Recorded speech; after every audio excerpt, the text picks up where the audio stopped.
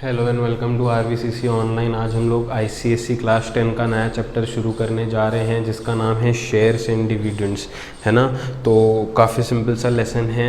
इसके पहले एक पूरा लेसन प्रोबेबिलिटी सिखाया गया है, अगर वो नहीं देखा है तो वो भी जाके देख लीजिए, फिर इस लेसन पे आइए। तो आज हम लोग शेयर्स एंड डिविडेंड्स शुरू कर रहे हैं। ये लेसन बहुत सारे लोगों को हर साल डिफ़िकल्ट लगता है, लेकिन मेरी सुनो, अच्छे से अगर इसको वक्त पे किया जाए तो ये बहुत आसान है। बहुत बच्चे क्या करते हैं, इसको समझ लेते हैं लेकिन प्रैक्टिस वगैरह नहीं करते हैं या लेसन के टच में नहीं रहते हैं, तो फिर बाद में चल के प्रॉब्लम होता है। तो इसलिए इस चैप्टर को जिस दिन पढ़ाया जा रहा है उसी दिन ढंग से प्रैक्टिस कर लो समझ के, तो आसानी से हो जाएगा। तो आते हैं लेसन पे, शेयर्स एंड डिविडेंड्स। अब ये लेसन में क्या क्या है, किस तरीके से इसको पढ़ेंगे, उसका थोड़ा सा डिस्कशन करते हैं लेसन का इंट्रोडक्शन में। तो एक्चुअली समझो कोई पर्सन है जिसको बहुत बड़ा इंडस्ट्री शुरू करना है या बहुत बड़ा कंपनी शुरू करना है। अब अगर बड़ा इंडस्ट्री या बड़ा कंपनी शुरू करना है किसी को भी, तो उसके लिए बहुत बड़ा अमाउंट लगेगा, राइट। और वो एक पर्सन की या दो पर्सन की, एक बंदे की या दो बंदों की तो बात नहीं है कि वो दोनों इतना बड़ा अमाउंट इन्वेस्ट कर सकें, क्योंकि कंपनी अगर लार्ज स्केल पे लगानी है, हमको शुरू करनी है, तो बहुत बड़ा अमाउंट चाहिए। तो वो एक दो बंदों के बस की बात नहीं है ना। तो फिर क्या होता है, अगर कंपनी शुरू करनी है तो अमाउंट बड़ा चाहिए, कैपिटल बड़ा चाहिए, राइट। तो अमाउंट बड़ा चाहिए तो फिर ये जो लोग हैं वो क्या करते हैं कि अपने कंपनी का एक प्रोस्पेक्टस तैयार करते हैं कि अपनी कंपनी का मोटिव क्या होगा, अपनी कंपनी के रूल्स क्या होंगे, क्या रेगुलेशंस होंगे, किस तरीके से कंपनी काम करेगा, राइट। और भी बहुत सारी चीज़ें ये लोग ड्राफ्ट करते हैं और लोगों के सामने लेके आते हैं इन टर्म्स ऑफ शेयर्स, है ना। ये क्या करते हैं, ये बड़े कंपनी का जो बड़ा अमाउंट होगा उसके डिविजन्स करते हैं, छोटे छोटे डिविजन्स करते हैं और लोगों के सामने शेयर्स के तौर पे रखा जाता है। अब जो भी लोग इस कंपनी में इंटरेस्टेड होंगे, जनरल सी बात है, कोई भी कंपनी में अगर इन्वेस्ट करेगा तो वो देखेगा कि कंपनी काम किस तरीके से कर रही है, कंपनी के रूल्स क्या हैं, कंपनी का मोटिव क्या है। तो इसलिए मैंने बोला कि ये जो लोग हैं वो पूरा तैयार करते हैं, है ना, एक आउटलुक तैयार करते हैं कंपनी का कि काम करने का तरीका ये है, रूल्स ये है, रेगुलेशंस ये है, इतना प्रॉफिट मिलेगा इन्वेस्ट करोगे। तो बहुत सारी चीज़ें ये लोग प्रिपेयर करके लोगों के सामने लाते हैं। तो फिर और एक चीज़ करते हैं, जो कंपनी का कैपिटल होगा जितना उन्हें चाहिए उसके छोटे छोटे डिविजन्स करते हैं जिन्हें हम लोग शेयर्स बोलते हैं, और ये शेयर मार्केट में लॉन्च किए जाते हैं। तो फिर जो भी पर्सन इसमें इंटरेस्टेड होगा कंपनी में, जिसको भी लग रहा है हाँ बाबा ये कंपनी अच्छा करेगी, तो वो जनरली उसमें इन्वेस्ट करेगा, है ना। इन्वेस्ट किस तरीके से करेगा, उसके शेयर खरीद के करेगा और वो कंपनी का उतना भागीदार बन जाएगा, उतना क्या बोलते हैं, होल्डर हो जाएगा कंपनी का, उतना पार्टनरशिप में आ जाएगा कंपनी के साथ जितने भी वो शेयर्स खरीदेगा। तो ये इस तरीके से काम होता है, इस तरीके से काम करता है। तो क्या होता है, बहुत सारे लोग उसमें इन्वेस्ट करते हैं, जिन्हें भी लगता है कंपनी अच्छा करेगा या इंडस्ट्री में अच्छा करेगा, तो वो सारे लोग उसमें इन्वेस्ट करते हैं। और जितने ज़्यादा लोग इन्वेस्ट करेंगे उतने ज़्यादा फंड्स तैयार होते हैं कंपनी में, और कंपनी उतना ज़्यादा कंपनी को मदद मिलता है, कैपिटल जनरेट होता है और कंपनी हम लोग फिर शुरू कर सकते हैं या कंपनी को आगे बढ़ा सकते हैं। तो इस तरीके से होता है। किसी को भी अगर इंडस्ट्री शुरू करना है या फिर बोलूँ कि कंपनी शुरू करना है, तो उतना पैसा उनके पास नहीं होता है, तो वो शेयर्स वगैरह लाते हैं पब्लिक के सामने, पब्लिक शेयर्स में इन्वेस्ट करता है, तो उतना अमाउंट जनरेट हो जाता है। अमाउंट उतना जनरेट होने के बाद फिर कंपनी स्मूथली शुरू की जाती है, आगे बढ़ाई जाती है। तो फिर इस तरीके से काम करता है। अब उसके कुछ टर्म्स हैं लेसन से रिलेटेड जो हैं। अब तो हम लोग बहुत ही बेसिक चीज़ पढ़ने वाले हैं, ये तो बहुत ही ज़्यादा बड़ा कॉन्सेप्ट है ना। बहुत ही छोटी छोटी बेसिक सी चीज़ें हम लोग पढ़ेंगे 10th स्टैंडर्ड में, क्योंकि अब इसकी शुरुआत है, राइट। तो शुरुआत करते हैं कुछ टर्म्स से कि किस तरीके से हमको किसे क्या बोला जाएगा, किस तरीके से ये जो टर्म्स है उनका मतलब समझेंगे और फिर फाइनली हम लोग एक्सरसाइज पे बढ़ेंगे, है ना। तो ये जो टर्म्स मैं अभी पढ़ रहा हूँ इंट्रोडक्शन में, वो सब अच्छे से अपने अपने दिमागों में घुसा लो। सबसे पहला टर्म है कैपिटल, है ना। कैपिटल क्या होता है? The total amount of money needed to run the company is called capital. अब कंपनी शुरू करना है तो एक बहुत बड़ा अमाउंट लगेगा, वो जो टोटल अमाउंट लगेगा उसे ही हम लोग क्या कहते हैं? कैपिटल कहते हैं, जिस पे कंपनी फंक्शन करेगा। नेक्स्ट है शेयर्स, है ना। The whole capital is divided into small units called shares. मैंने कहा एक बड़ा सा अमाउंट होगा, उसको छोटे छोटे छोटे छोटे छोटे पार्ट्स में डिवाइड करके लोगों के सामने लाया जाता है, जिन्हें शेयर्स बोलेंगे, राइट। ये जो कैपिटल है उसके छोटे छोटे छोटे छोटे टुकड़े करे जाते हैं, है ना। तो छोटे छोटे टुकड़े करेंगे तो लोग जो हैं वो आसानी से इन्वेस्ट कर सकते हैं, राइट। तो इसलिए बड़े से अमाउंट के छोटे छोटे टुकड़े किए जाते हैं, जिन्हें शेयर्स कहा जाता है। For each investment company issues a share certificate showing value of each share and number of shares held by a person. तो कभी भी कोई भी पर्सन अगर कंपनी में इन्वेस्ट करता है तो कंपनी एक शेयर सर्टिफिकेट तैयार करता है। उस शेयर सर्टिफिकेट में सारे रूल्स रेगुलेशंस तो मेंशन्ड होते हैं, उसके साथ साथ जो एक बहुत इंपॉर्टेंट चीज़ मेंशन होती है वो है वैल्यू ऑफ ईच शेयर, कि वो पर्सन जो शेयर का वैल्यू है वो कितना है, वो उस पर अच्छे से प्रिंटेड होता है। और number of shares held by person, कि एक पर्सन कितने शेयर्स खरीद रहा है और कौन से वैल्यू पे खरीद रहा है, ये दोनों ही चीज़ें उस शेयर सर्टिफिकेट पे मेंशन होती है। मतलब वैल्यू ऑफ शेयर क्या है? वैल्यू ऑफ शेयर जो है, एक शेयर का कितना वैल्यू है और कितने शेयर्स पर्सन खरीद रहा है, वो उस शेयर सर्टिफिकेट पे मेंशन्ड होता है। तो कभी भी कोई भी अगर इन्वेस्टमेंट करेगा कोई भी कंपनी में, तो एक शेयर सर्टिफिकेट उसको मिलेगा जिस पे शेयर का वैल्यू और नंबर ऑफ शेयर्स ये अच्छे से मेंशन्ड होते हैं। अब जो भी पर्सन खरीदता है या इन्वेस्ट करता है कंपनी में, उसको शेयर होल्डर बोलते हैं, है ना। जो भी पर्सन अगर शेयर्स परचेस वगैरह करता है उसको क्या बोलते हैं? शेयर होल्डर बोलते हैं। Next is dividend. डिविडेंड मतलब क्या? Annual profit distributed among share holders is called dividend. Dividend is paid annually as per share और परसेंटेज। डिविडेंड मतलब क्या? जो प्रॉफिट होता है उसको शेयर होल्डर्स में डिस्ट्रीब्यूट करते हैं।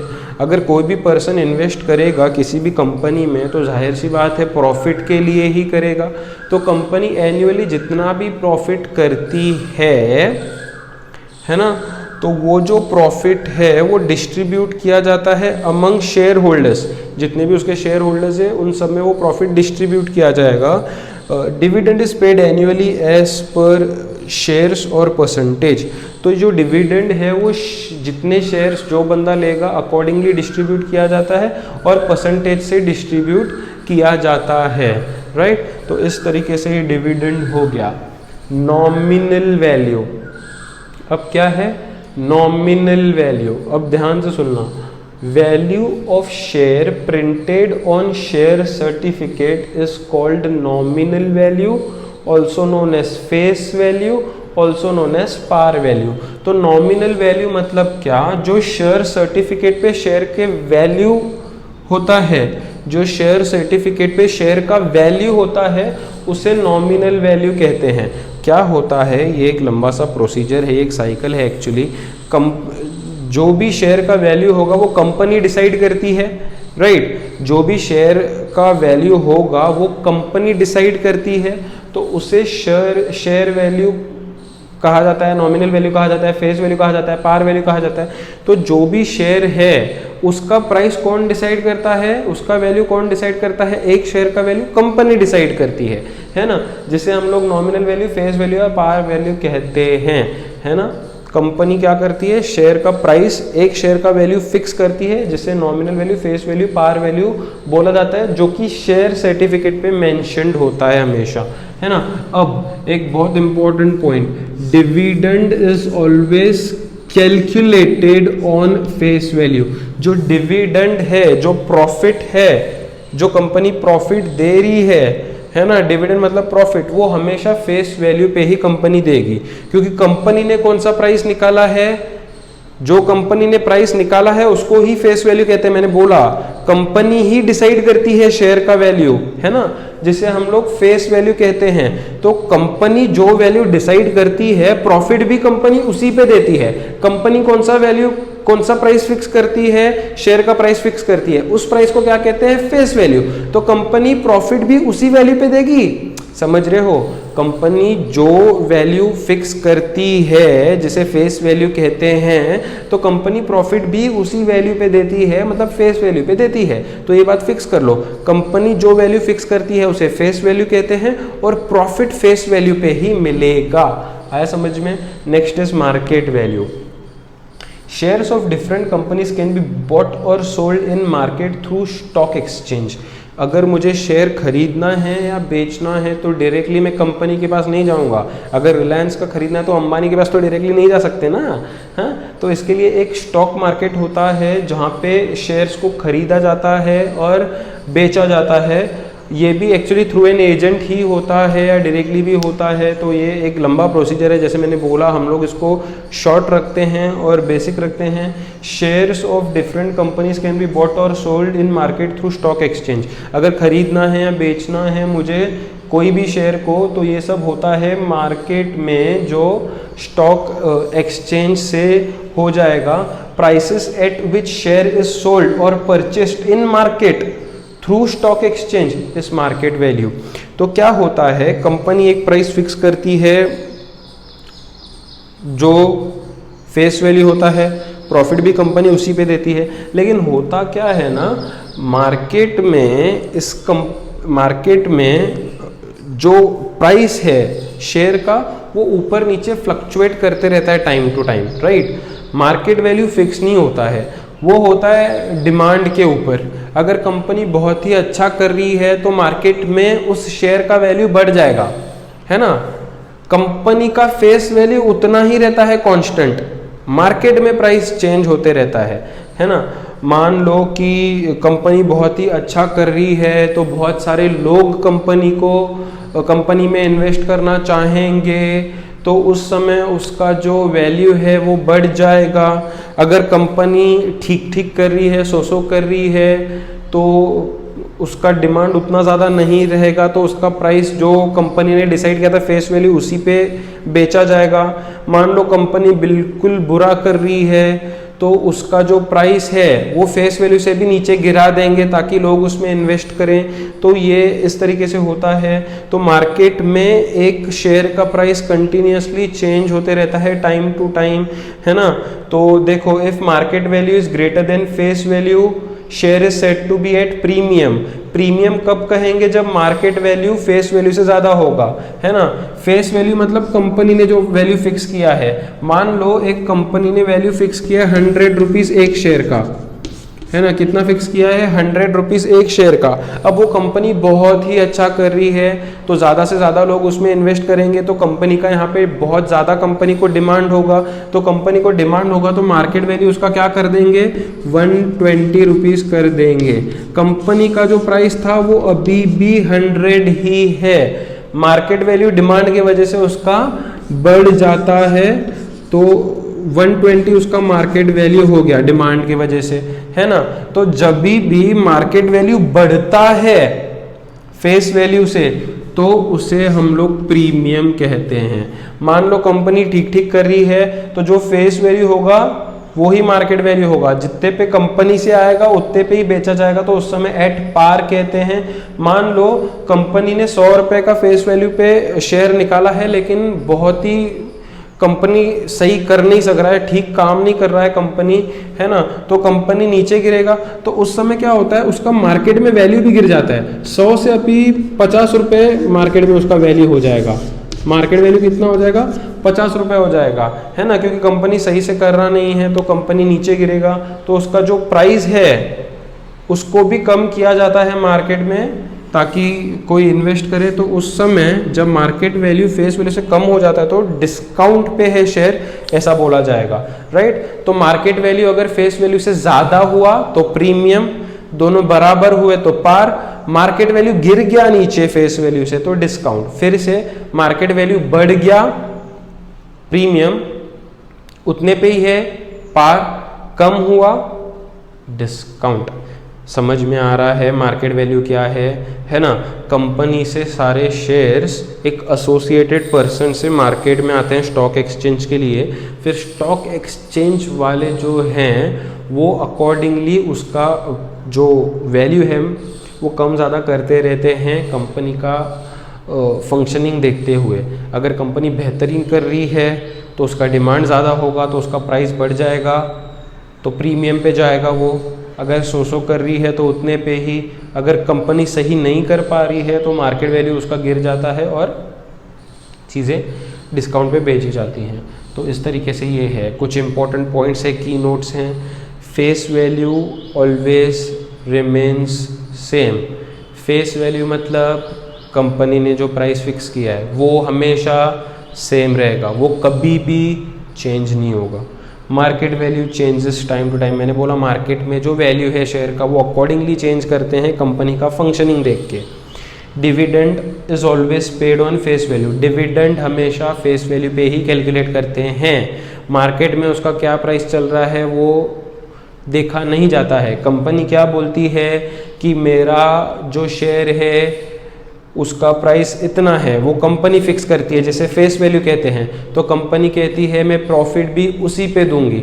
मार्केट पे क्या चल रहा है उससे मेरा लेना देना नहीं है। मुझे प्रॉफिट अगर तुम लोगों को देना है तो मैं उसी प्राइस पे दूंगी जो मैंने फिक्स किया, ये कंपनी कहती है। तो कंपनी जो प्राइस फिक्स करती है वो फेस वैल्यू होता है, तो कंपनी प्रॉफिट भी फेस वैल्यू पे देगी। कंपनी प्रॉफिट भी फेस वैल्यू पे देगी। कंपनी प्रॉफिट भी फेस वैल्यू पे देगी, राइट। नंबर ऑफ शेयर्स, अगर कभी भी मुझे नंबर ऑफ शेयर्स ढूंढना है कि कितने शेयर्स किसी ने परचेस किए हैं, तो उसके 3 अलग अलग तरीके हैं जिससे मैं ढूंढ सकता हूं। मान लो मुझे टोटल इन्वेस्टमेंट मालूम है और 1 शेयर का इन्वेस्टमेंट मालूम है, तो टोटल और 1 शेयर का इन्वेस्टमेंट मालूम है, तो दोनों का अगर मैं डिवीजन लूँगा तो मुझे नंबर ऑफ शेयर्स आ जाएगा। वैसे इन्वेस्टमेंट इन 1 शेयर को मार्केट वैल्यू भी कहा जाता है। इन्वेस्टमेंट इन 1 शेयर को मार्केट वैल्यू भी कहा जाता है। तो इन्वेस्टमेंट को मार्केट वैल्यू से डिवाइड करूंगा तो नंबर ऑफ शेयर्स मिल जाएंगे। या फिर टोटल इनकम को 1 शेयर के इनकम से डिवाइड करूंगा तो भी मुझे नंबर ऑफ शेयर्स मिल जाएंगे। या टोटल फेस वैल्यू को 1 शेयर के फेस वैल्यू से डिवाइड करूंगा तो नंबर ऑफ शेयर्स मिलेंगे। बेसिकली मुझे नंबर ऑफ शेयर्स अगर ढूंढना है तो टोटल अपॉन 1 करना है। जैसे total investment upon investment in 1 share, total income upon income in 1 share, total face value upon face value in 1 share. तो टोटल अपॉन 1 शेयर करना है, ऐसे ही मान लो। ऊपर अगर टोटल इन्वेस्टमेंट है तो नीचे इन्वेस्टमेंट इन 1 शेयर, ऊपर अगर टोटल इनकम है तो नीचे इनकम इन 1 शेयर, ऊपर अगर टोटल फेस वैल्यू है तो नीचे इन्वेस्टमेंट इन या फेस वैल्यू इन 1 शेयर, ऐसा करना पड़ेगा। तो बेसिकली मुझे टोटल अपॉन 1 ऐसा ही करना है ना, तो नंबर ऑफ शेयर्स मिल जाएंगे। तो ये था बेसिक कॉन्सेप्ट। एक बार शॉर्ट में रिवाइज करते हैं। अगर मुझे कंपनी शुरू करना है, किसी को भी कंपनी शुरू करना है तो बड़ा अमाउंट चाहिए होगा। अब उतना बड़ा अमाउंट एक बंदे की बात तो है नहीं कि इन्वेस्ट कर सके, तो इसलिए वो क्या करता है, कंपनी का जो बड़ा अमाउंट है, जितना भी अमाउंट कंपनी को लगेगा चलने के लिए, उसे कैपिटल कहा जाता है। वो क्या करेगा, उस कैपिटल के छोटे छोटे टुकड़े करेगा और लोगों के सामने लाएगा, जिसको शेयर्स बोलते हैं, है ना। शेयर्स मतलब क्या, एक बड़े से कैपिटल के छोटे छोटे यूनिट्स होते हैं, राइट। तो कभी भी कोई भी अगर इन्वेस्ट करेगा या शेयर्स खरीदेगा तो कंपनी एक शेयर सर्टिफिकेट बनाती है जिस पे शेयर का वैल्यू लिखा होता है और नंबर ऑफ शेयर्स जो बंदा खरीदता है वो लिखा होता है ना। जो भी बंदा खरीदता है उसे शेयर होल्डर बोला जाता है। फिर क्या होता है, एवरी ईयर एनुअली कंपनी का जो भी प्रॉफिट है, जिसे हम लोग डिविडेंड कहते हैं, वो शेयर होल्डर्स में डिवाइड किया जाता है। क्योंकि बहुत सारे होल्डर्स होंगे तो सब में वो जो एनुअल प्रॉफिट है वो डिवाइड किया जाता है, जो कि होता है एज पर शेयर या डिपेंड करता है परसेंटेज पे कि कितने लोगों ने कितना परसेंटेज कंपनी का खरीदा है, कितने शेयर्स लोगों ने खरीदे हैं, उसके अकॉर्डिंगली ये जो है प्रॉफिट डिवाइड किया जाता है, जिसे हम लोग डिविडेंड कहते हैं, है ना। आते हैं नॉमिनल वैल्यू पे। कंपनी क्या करता है, जब भी शेयर निकालता है तो 1 शेयर का प्राइस फिक्स करता है कंपनी। वो कंपनी के हाथ में होता है ना कि वो शेयर का प्राइस फिक्स करे। तो जो प्राइस कंपनी फिक्स करता है शेयर का उसे नॉमिनल वैल्यू कहा जाता है। जो प्राइस कंपनी फिक्स करता है शेयर का उसे नॉमिनल वैल्यू कहा जाता है, जिसका दूसरा नाम फेस वैल्यू या पार वैल्यू भी है है ना। जो प्राइस कंपनी फिक्स करता है शेयर का उसे हम लोग नॉमिनल वैल्यू, फेस वैल्यू या पार वैल्यू कहते हैं। तो जो प्राइस कंपनी फिक्स करेगा प्रॉफिट भी उसी प्राइस में मिलेगा ना। जो प्राइस कंपनी फिक्स करता है उसी पे प्रॉफिट मतलब डिविडेंड कैलकुलेट किया जाता है। Dividend is always calculated on face value, dividend is always calculated on face value. ये इधर घुसाओ, है ना, क्योंकि जो भी प्राइस कंपनी फिक्स करती है उसे फेस वैल्यू कहते हैं और डिविडेंड उसी पे कैलकुलेट किया जाता है। Next is market value. अब होता क्या है कि शेयर्स वगैरह जो भी हैं वो अगर खरीदने हैं या बेचने हैं तो वो होता है एक मार्केट में स्टॉक एक्सचेंज के थ्रू, है ना। तुम लोगों ने देखा होगा ना, तो वो होता है स्टॉक एक्सचेंज के थ्रू। तो क्या होता है, ये जो प्राइस है जिस पे हम लोग शेयर को खरीदेंगे या बेचेंगे स्टॉक एक्सचेंज में, उस प्राइस को मार्केट वैल्यू कहा जाता है। अब ये मार्केट वैल्यू जो है वो टाइम टू टाइम फ्लक्चुएट करते रहता है। अगर कंपनी बहुत ही अच्छा कर रही है और डिमांड में चल रही है तो उसका मार्केट वैल्यू बढ़ जाता है। फेस वैल्यू जो है उससे भी ऊपर करके बेचा जाता है मार्केट में फिर वो शेयर, है ना। मान लो कि समझो 100 रुपए का फेस वैल्यू है, कंपनी ने 100 रुपीज फिक्स किया है और कंपनी बहुत ही अच्छा कर रही है तो मार्केट में उसका डिमांड बढ़ जाएगा और मार्केट में उसका वैल्यू भी बढ़ जाएगा। तो उस समय हम लोग कहते हैं अगर मार्केट वैल्यू बढ़ गया है, फेस वैल्यू से आगे निकल चुका है मार्केट वैल्यू, तो उससे उस समय हम लोग कहेंगे शेयर इज एट प्रीमियम। अगर मार्केट वैल्यू फेस वैल्यू के बराबर ही है तो कहेंगे एट पार। मान लो कंपनी बिल्कुल भी अच्छा नहीं कर पाई तो मार्केट वैल्यू उसका कम हो जाता है, फेस वैल्यू से भी कम हो जाता है। मान लो 100 रुपए का फेस वैल्यू था तो अब मार्केट में उसका वैल्यू 50 रुपए हो जाता है क्योंकि कंपनी अच्छा नहीं कर रहा है। तो उस समय हम लोग कहेंगे कि शेयर इज एट डिस्काउंट, है ना। तो कुछ इंपॉर्टेंट पॉइंट्स थे कि face value is always constant, face value कभी चेंज नहीं होता। Dividend is calculated on face value, dividend जो है जो प्रॉफिट है वो किस पे कैलकुलेट करेंगे, कंपनी के प्राइस पे, जैसे फेस वैल्यू कहा जाता है। Third is market value keeps on changing time to time. जो मार्केट वैल्यू है it keeps on changing time to time. जो मार्केट वैल्यू है समय समय पे बदलता रहेगा कंपनी के फंक्शनिंग के हिसाब से। और दूसरा है नंबर ऑफ शेयर्स। कभी भी मुझे नंबर ऑफ शेयर्स ढूंढना है तो मुझे क्या करना है, total divide by 1, total investment upon investment in 1 share, total income upon income in 1 share, total face value upon face value in 1 share. इस तरीके से टोटल को अगर 1 से डिवाइड करेंगे तो मुझे नंबर ऑफ शेयर्स मिल जाएंगे। इस तरीके से पूरा प्रोसीजर हमने डिस्कस करा है। ये अगर समझा है तो एक्सरसाइज समझेगा, इसमें अगर डाउट है तो एक्सरसाइज बहुत परेशानी देगा। तो अगर कुछ भी नहीं समझा है, कुछ भी प्रॉब्लम है तो मुझे तुम लोग मैसेज के थ्रू पूछ सकते हो, नीचे कमेंट बॉक्स में ड्रॉप आउट कर सकते हो। तब तक के लिए इसको अच्छे से कर लो, लिख लो, समझ के पढ़ लो ताकि हम लोगों को एक्सरसाइज में कुछ भी प्रॉब्लम ना हो। कल शुरू करेंगे इसका एक्सरसाइज, तब तक के लिए ये बार बार पढ़ के इसके जो टर्म्स है face value, nominal value, market value, dividend, number of shares के फॉर्मूले और जो भी चीज़ें आज डिस्कस करी हैं, प्रीमियम क्या है, पार क्या है, डिस्काउंट क्या है, ये अच्छे से पढ़ के कल तैयार होके आओ ताकि कल दिक्कत ना हो।